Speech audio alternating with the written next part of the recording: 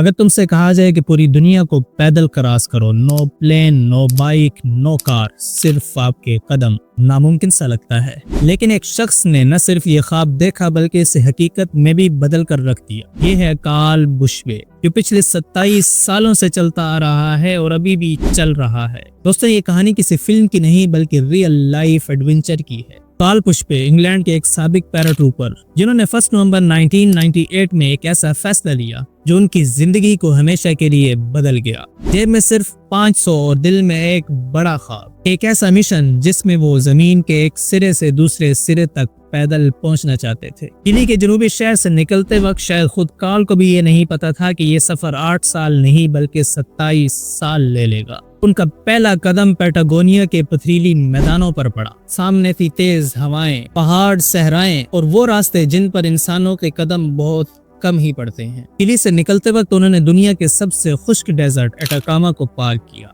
जहां दिन की गर्मी और रात की सर्दी इंसान को टुकड़े टुकड़े कर देती है। उनके साथ सिर्फ एक पुश कार्ट थी, 2 पहियों पर लदी हुई उनकी पूरी दुनिया, उसी में खाना, कपड़े, पानी और ख्वाब, सब कुछ। पर असल इम्तिहान था डेरिंग गैप, कोलंबिया और पनामा के बीच 320 किलोमीटर बड़ा एक जंगल, जहां जहरीले सांप, कातिल गोरिल्ला ग्रुप्स और ऐसी नमी के सांस लेना भी मुश्किल हो जाए। कार्ल यहाँ रेस्ट भी हुए, जेल गए और फिर वापस वहीं से अपना सफर शुरू किया, क्योंकि उनका रूल था no ride, no shortcut, every step must be walk. 2002 तक वो सेंट्रल अमेरिका को क्रॉस कर चुके थे और फिर शुरू हुआ कनाडा और अमेरिका का एक लंबा सफर, जहां सोनोरन डेजर्ट की गर्मी से लड़ते लड़ते वो अलास्का के बर्फीली मैदानों में जाकर पहुंच गए। बर्फ, हवाएं, बर्फानी रिवर्स, लेकिन कार्ल नहीं रुके। उन्होंने कहा था, I start walking and I will stop only when I reach home. फिर आया सबसे खतरनाक मरहला, बेरिंग स्ट्रेट का, अमेरिका और रूस के दरमियान बर्फ से जमा हुआ एक समंदर, जहां बर्फ के टुकड़े मुसलसल हिलते रहते हैं। कार्ल ने एक फ्रेंच एडवेंचर के साथ मिलकर ये 240 किलोमीटर का लंबा और मुंजमद बर्फीला समंदर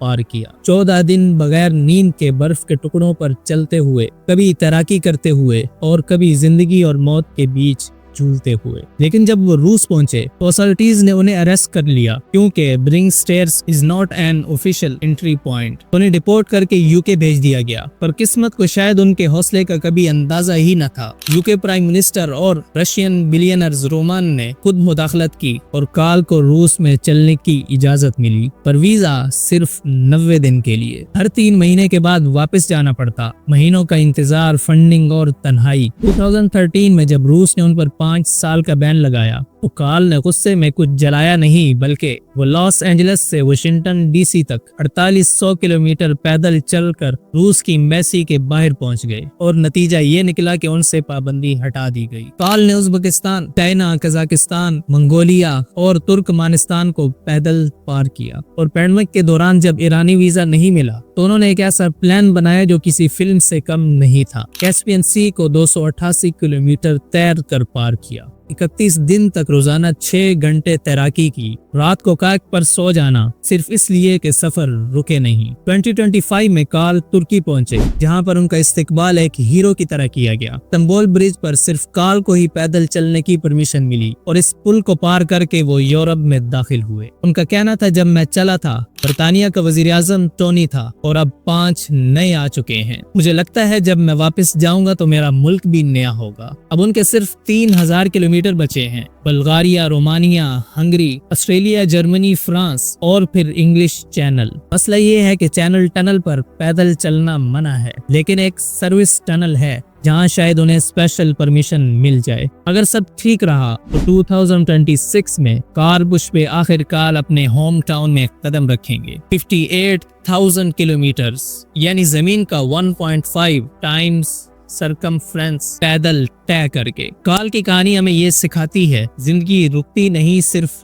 रास्ते बदलती है। हौसला, सब्र और अज़म, अगर ये तीनों तुम्हारे पास हों तो दुनिया की कोई ताकत तुम्हें नहीं रोक सकती। अगर आपको ये कहानी पसंद आई तो बेल आइकन को जरूर दबाइएगा, क्योंकि हम अगली वीडियो में लाएंगे एक और अनबिलीवेबल रियल लाइफ स्टोरी।